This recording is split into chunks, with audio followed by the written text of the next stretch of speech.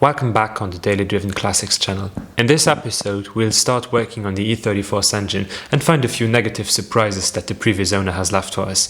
We'll change many things, under which are the 6 glow plugs, replace all the fuel lines, replace the old vacuum lines, we'll work on the cooling system a bit. All those things just to prepare the engine for the first extended run so that it does not overheat on the first startup. This episode is a bit longer, but I hope you guys will enjoy it.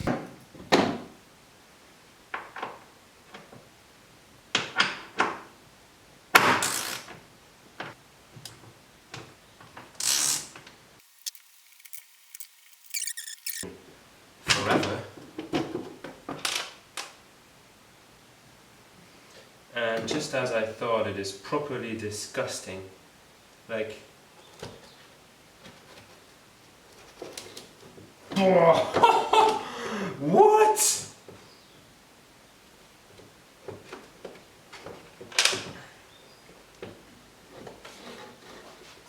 God damn! Honestly, I'd be willing to bet that this filter has been in there for at least 10 years. Oh!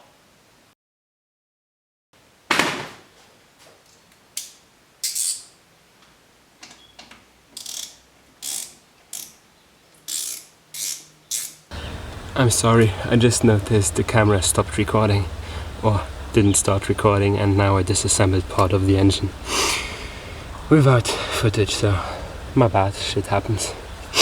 But yeah, we already got the radiator out. Now I can take out the boost pipe.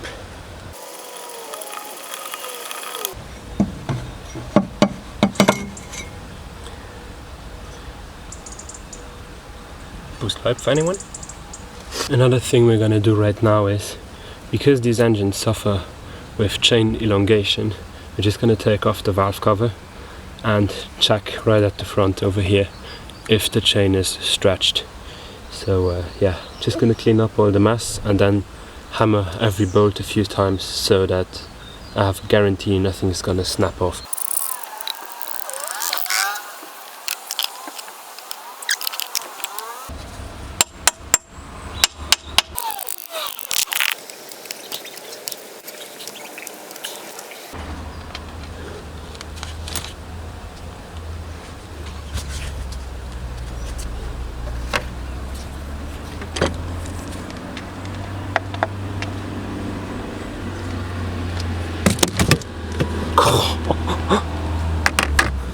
Just barely caught that.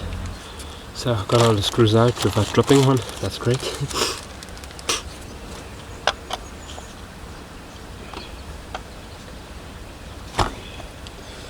So, half covers off.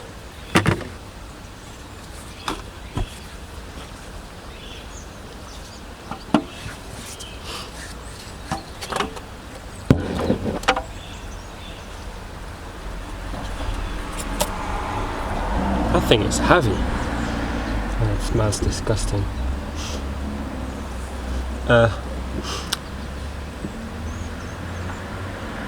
Cam lobes seem to be healthy. I can't see any scoring on any cylinders. And now the moment of truth, the chain. That is like pretty much zero play, which is good. Thing that I don't like, there is a lot of sludge, but yeah, to be expected on a diesel engine that has been neglected most of its life.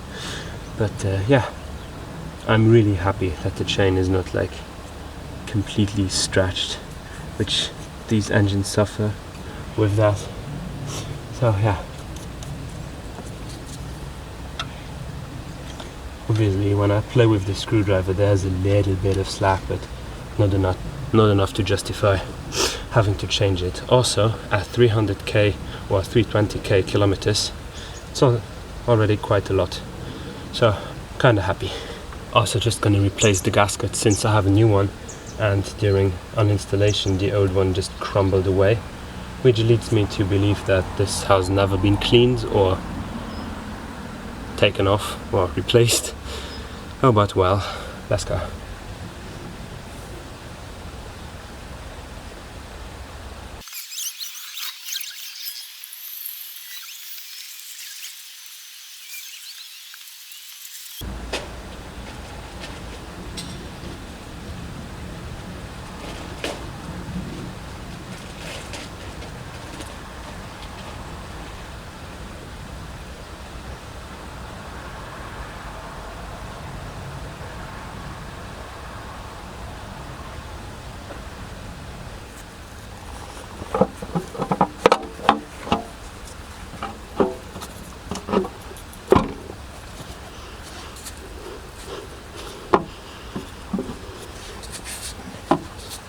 This morning I took off the boost pipe and cleaned it, and I had to repaint it, but the color contrast to the rest of the aluminium parts in the engine bay is kind of significant, so I'm going to take off the intake and the camshaft cover and also repaint them in the same alu color, so that's going to look really nice afterwards. So let's take off the intake manifold. Another thing we're going to do is reseal the injectors and change the old leaky injector pipes, because when I first inspected the car, the injector on cylinder number 1 is not sealed correctly and it's leaking exhaust gases. So just going to take off the intake manifold and then go straight to that.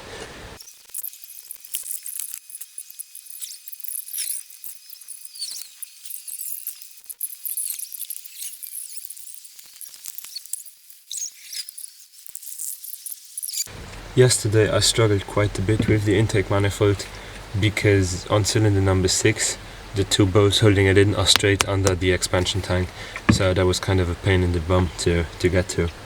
But yeah, now I'm just gonna spray it with some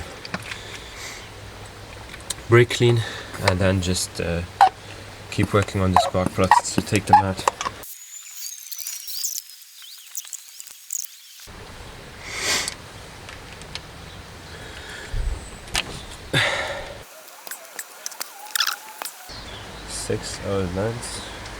I can't get to the glow plugs without removing all the lines.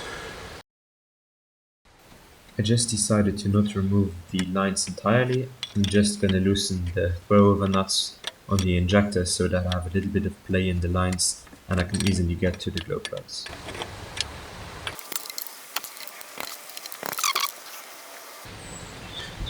Actually, I think I can get away without removing most of the stuff, so we're just gonna sand it and try. But well, first one has to come out anyway because of the leaky injector. Just gonna take off this overthrow nut. I think I can manage. First thing you have to do is remove all 6 connecting nuts for the electrical harness.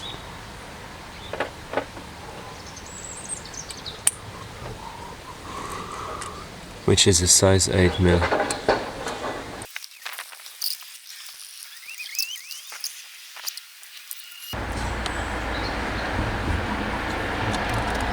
What the fuck?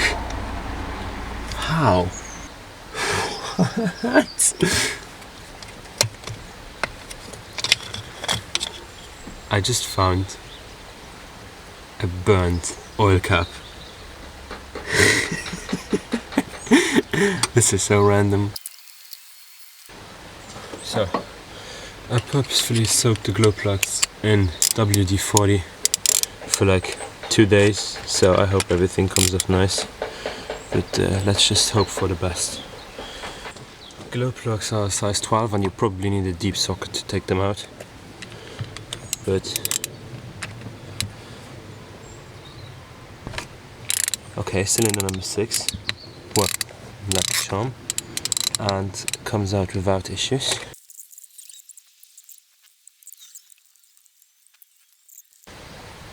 These have probably never been replaced, but oh well. Now it's about time.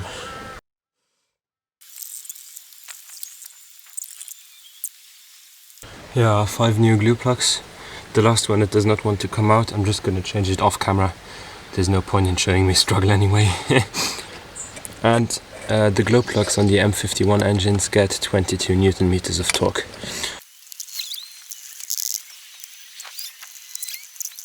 Another thing we're also going to do is replace all the fuel and all the vacuum lines or boost pressure lines. I usually do it by just removing the old ones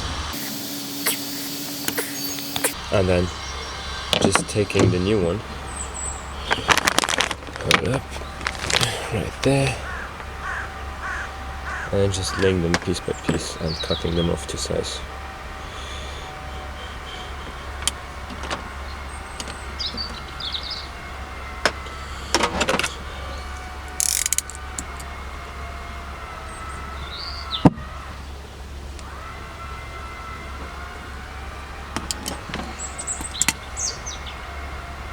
Out with the old, in with the new.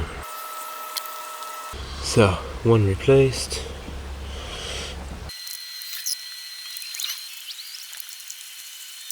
Before now changing the lines to the first injector, I have to take it out and replace the copper gasket underneath, because upon startup and when you spray brake clean right there, you can see that it's bubbling, so the O-ring is probably not sealing anymore. Just gonna quickly do that as well.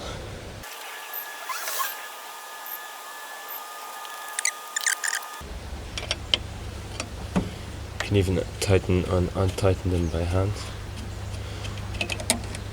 Let's go. Now bend the fuel line a bit out of the way, but not too much. And then you need this special injector removal tool. It's a size 27.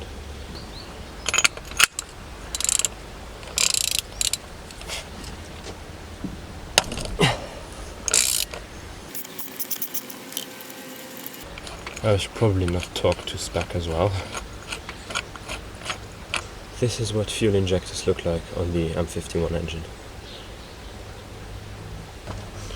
Just went back into the garage, installed the new O-ring, cleaned the injector a bit, and now I'm just going to reinstall it as is with a little bit of Teflon tape around.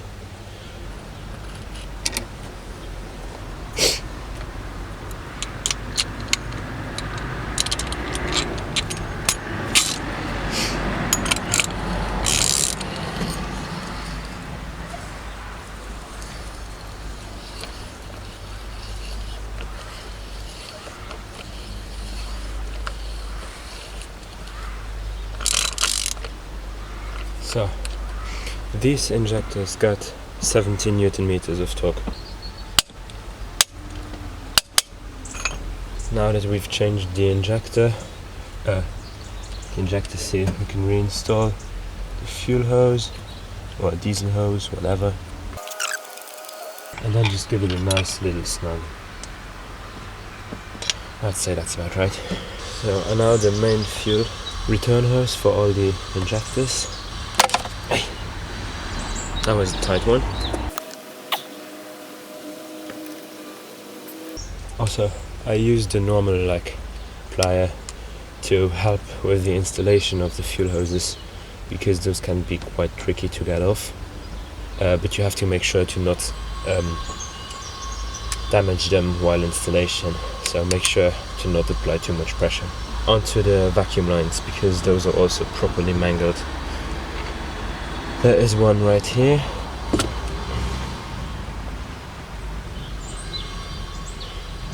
which connects to the bottom of the intake manifold.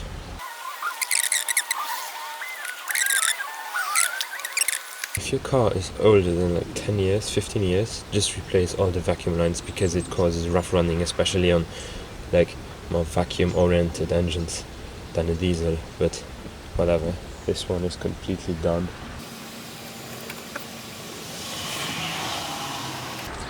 I don't know how well that picked up on video, but it's done. Just gonna clean the return valve or whatever that is. The same one was on the 46. So everything on this engine is just so disgusting. It's not even enjoyable to work on right now. I just want to get it done.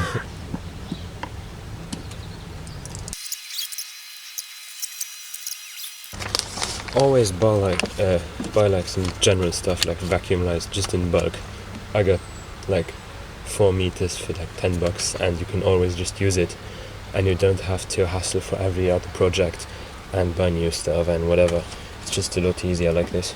Another thing we're gonna have to do is clean in front of the engine and at the sides, because I want to determine where the oil leak is coming from, and just clean the oil filter, the oil cooler lines, so that we can be 100% sure where the oil is leaking from and how we can fix it. In case you're wondering why I'm doing all of this manually, the car is currently standing outside, and if I pressure wash it with strong degreaser, all that shit is just gonna go into the environment.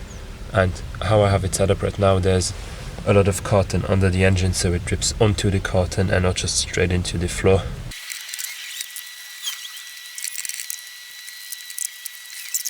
Another thing I explained was the engine leaks a ton of oil, and so we have to diagnose where this is coming from. So that's just why I cleaned all the front of the engine and the sides. I already did off camera. However, last time I started it after changing the glow plugs, all 6 of them, I was wondering why it was so loud. I, the dummy that I am, forgot that the EGR pipe connects straight to the exhaust manifold, and after that it was open because the pipe was not there. Since I wanted to block off the EGR,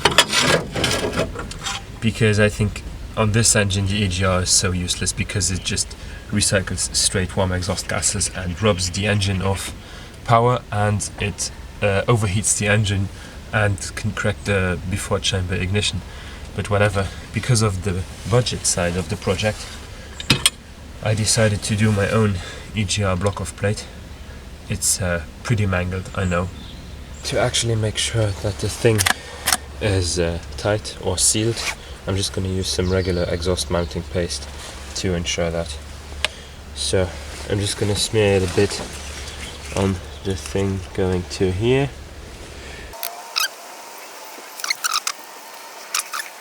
Last step, just sandwich the EGR block-off plate between the exhaust manifold and the EGR pipe.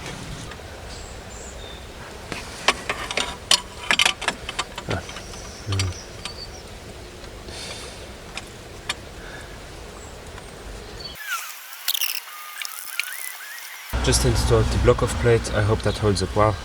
If it doesn't hold up, I might have to just buy one that fits well and then just delete the whole EGR system, which I did not want to do because I want to have the engine bay look OEM, and with an EGR block-off plate and then there just a bypass, it just does not look right to me. So yeah, I'm a big fan of the OEM look. Another thing we're gonna have to do is clean out the turbo intake pipes, and that's what we're gonna do right now.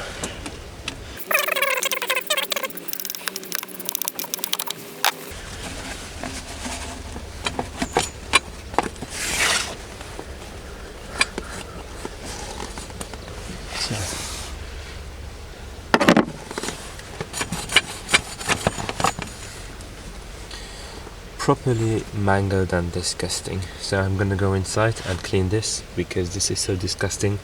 I don't even want to film while doing this. Since the old air clutch also blew up, we'll also be converting the new radiator to an electric fan setup, which makes it easier to maintain and doesn't leave us with the issue again of this POS imploding. So yeah, we could also run this with a temperature sensor, which is blocked off right here, but we're just gonna put it to a switch so that I can turn it off manually in the interior. I'm not such a big fan of electrical work, but we're just gonna make it work and hope that it's good for another few years. I bought this electrical fan. It is really small and probably undersized, but yeah, I'm just gonna hope that it holds up well. But yeah, should have checked the size on before ordering it.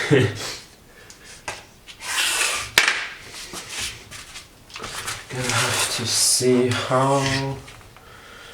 Probably gonna run it like this. Yeah, I think this is good.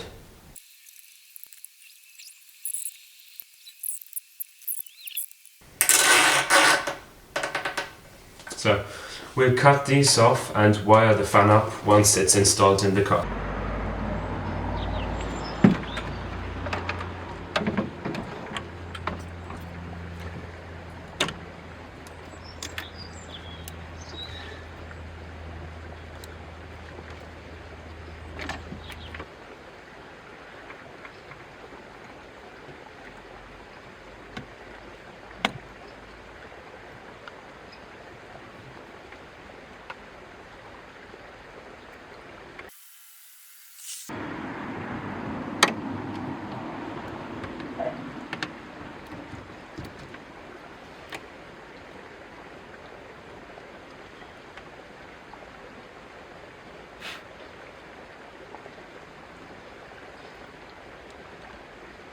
Oh god.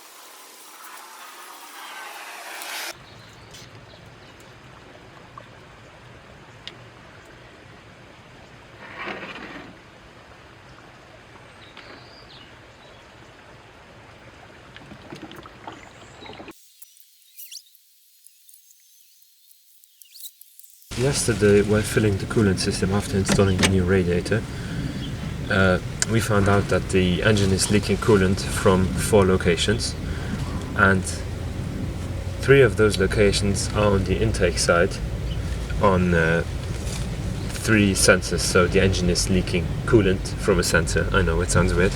And the 4th location is, I think, right here at the thermostat housing. So last night I installed a bottle to catch all the coolant.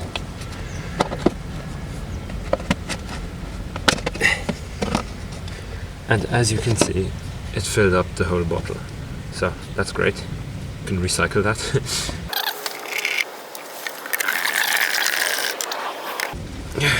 And now we're gonna use the same bottle to catch all the fluid coming out of the same pipe, because we're gonna uninstall the coolant sensor, the thermostat housing, my bad.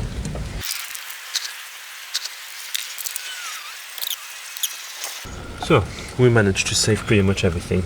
Great. Now we're just gonna let all that stuff drain. And I think I already see our culprit. I think the thermostat housing is cracked because there's silicone. Yeah. Probably professionally fixed by a previous owner. Of course.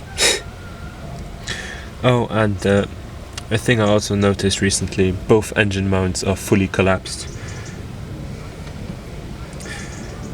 Already wrote it on the list of pile of parts I have to order, but yeah.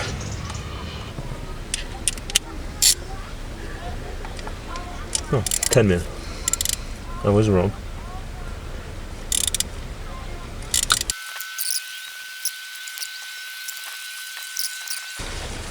I will use some cotton and just poke in some holes to remember where all the stuff went. So this was the top left one, and then the top right one goes right there, and that's how you keep it organized. I'm sorry if you can't see everything, but I don't even have place to find the things I want to work on. The reason I can't get out this thermostat housing is because I can't find the bowl, because they smeared so much silicone over there. Which is probably the reason why it was leaking in the first place.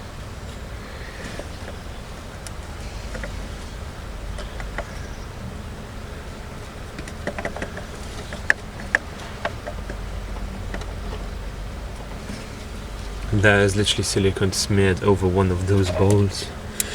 God damn. Before I break it off, I'm just gonna check how much it costs, so that I know what I just broke.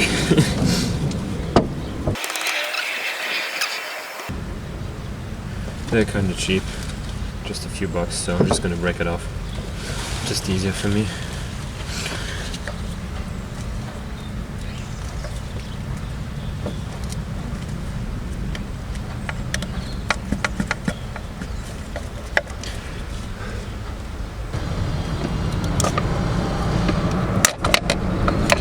They literally broke it and just like taped it back up with some silicone. Like, come on, that's not a proper repair. For fuck's sake. Now I'm the one with the issues. Are you fucking kidding me? They put in a fucking screw. It's not even a bolt, it's just a screw. What the fuck? How? This can't be. It's so bad. Why? Because the last segment of this episode was a bit hectic, I decided to just sit down and explain to you guys what exactly happened. As a quick reminder, I bought the engine, as said in episode 1, as a running but non-driving vehicle. So the engine started up, but it is leaking a lot of coolant and a lot of oil. What happened was the engine just blew 2 or 3 of the coolant sensors and is leaking coolant from there. I'm just going to replace all 3 of them in the upcoming episode. And then the thermostat housing, I've talked to the previous owner and he explained to me what went on. I'm kind of shocked because it is just really sad to see people treat each other like that. But what happened was basically the guy I bought the car from paid one of his friends to change his thermostat. That friend just destroyed his engine because he took the thermostat housing, and as you can see right here, it is broken off because I had to break it off, but it cracked when that guy installed it. There's so much silicone smeared all around it, and that friend even used a third bolt or third screw that was different to the other 2. So he broke the thermostat housing, he used other bolts, and as a consequence the engine did not seal and it pissed coolant everywhere. That's the reason why the car overheated in the first place, and the guy had to sell the car because he was not very mechanically inclined. And yeah, but he paid a guy to destroy his engine. And I don't understand how, as a person, you can just take someone's money and just do this. He just broke the thermostat mechanism out of the actual thermostat. So it was just an open cooling loop. And yeah, why do you rip off your friends and just tell them, I replaced the thermostat, and you just broke the old one off? That's not a repair, it's not a replacement, it's just a botched part. Yeah, repair cars like in a correct manner. It kind of made me angry to see that some people just like botch these cars together and then just destroy them in the process of being like cheap. Because even though this is a budget project, I'm still doing everything to spec, I'm still doing everything right, or I try to do it as best as I can. And I don't see the point in doing this if you're just going to destroy everything. So I hope you guys enjoyed this episode. I tried to work on the camera quality and the audio quality a bit. Unfortunately, the microphone I've ordered, it was not compatible with my camera, so I will have to order a new microphone. So I'm sorry if the quality in the upcoming videos might not be really as good as the other content creators on YouTube, but I'm still trying my best, and at least video quality itself is good. Anyways, I hope you guys will have a good rest of your day, and see you guys in the next one.